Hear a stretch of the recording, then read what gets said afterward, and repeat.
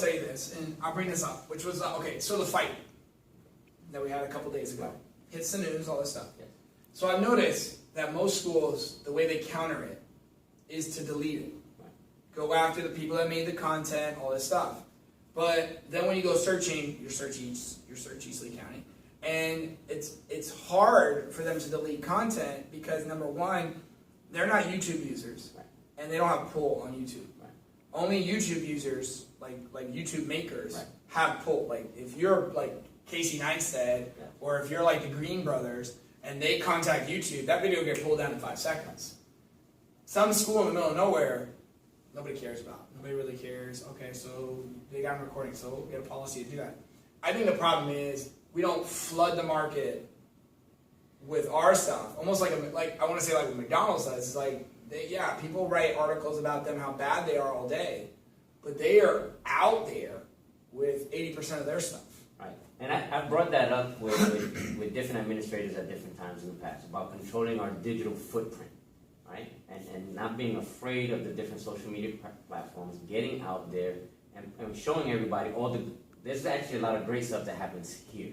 Right. A lot of the industry certifications that the students are earning that will cost $500, $2,000 out of time just for a class, let alone paying for the certification, and then if they fail, right? But here they get the training all year long to pass that industry certification, or they get training for 2 or 3 or 4 years, depending on the academy, right? But if we control our footprint, the digital footprint, we can drown out the negative. The negative really is not as bad as, some people go, oh, it's false all the time. No, that's the reputation the school had from back in 2007, 2008, right? But it's the only thing that they hear about. But it's the only thing they hear about, right? Because we have to get a more active role in controlling our own digital footprint. Right now, our digital footprint is mostly controlled by the news cycle.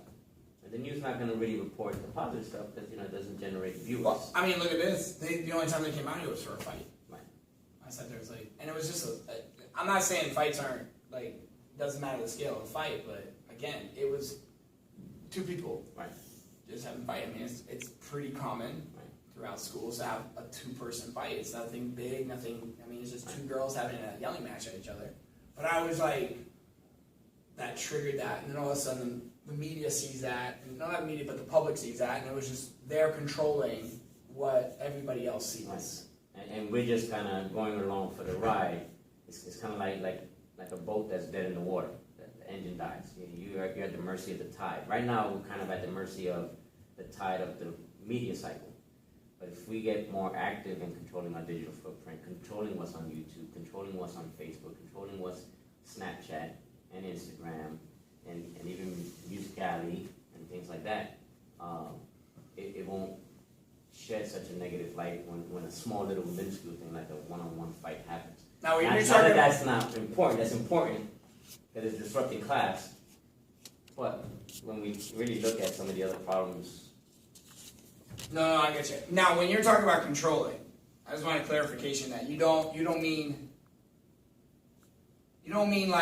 actually tearing down videos. You're talking about adding content. Adding content and even addressing the negative videos. I think that's. Oh, that's true. Nobody addressed it. Yeah, I think that's a shortcoming. I think we would do more if we actually we try to let it kind of go away, right? We kind of try to hope it goes away, doesn't stay in the spotlight. I think we would do better if you look at famous people that something bad has happened, right? They got into a wreck, they got busted for drugs, they go through a split up, a divorce, whatever.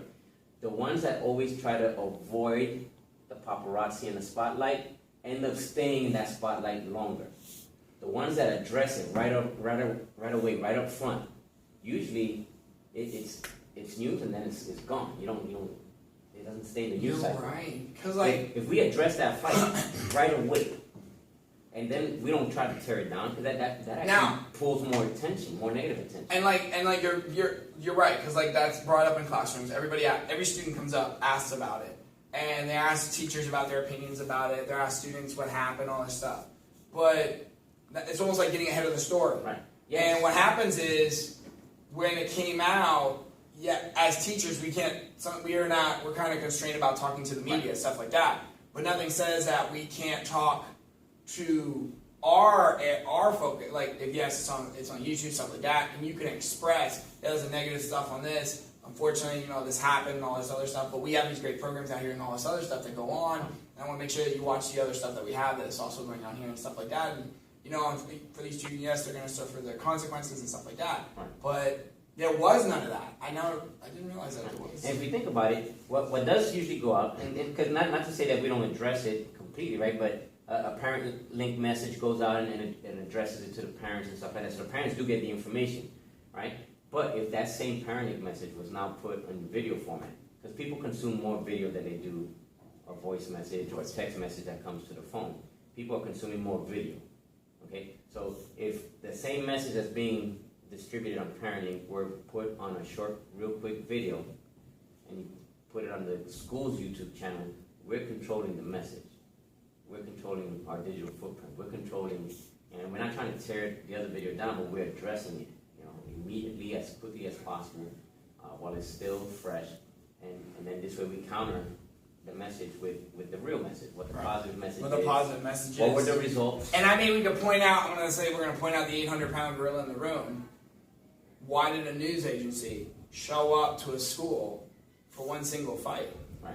When I know other places in the district probably also had fights, and they didn't go there. Right. And yeah, they may not be recorded, but then again, you know, right.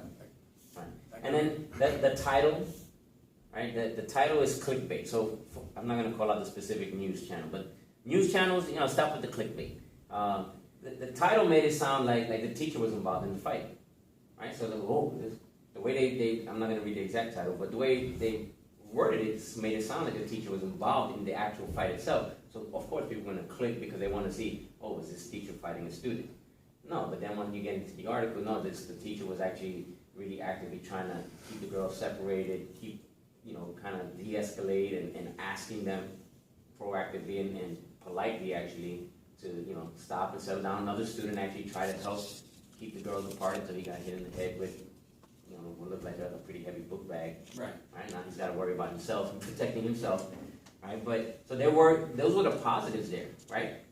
The students weren't jumping around and yelling and stuff. They moved out the way because nobody wants to get hit. I mean, we didn't talk about the other 25 to 23 kids that were in that room. Right. Or the other kids that were helping trying to defuse the situation. Right, and I think that speaks directly to the teacher and the respect for the teacher, because the student was actually trying to help keep the girls apart. They were trying to do the right thing, right? But the news is going to always focus on the negative part. They're not going to point out the student that tried to pull a girl away. They're not going to talk about the other students that try to pull desks away so nobody gets, you know, hurt more than they have to, right? Nobody should have to get hurt, but they're trying to kind of minimize the damage there. We need to do better about controlling that message. Yeah. So, yeah. Sorry. A coffee with the principal. Coffee with the principal.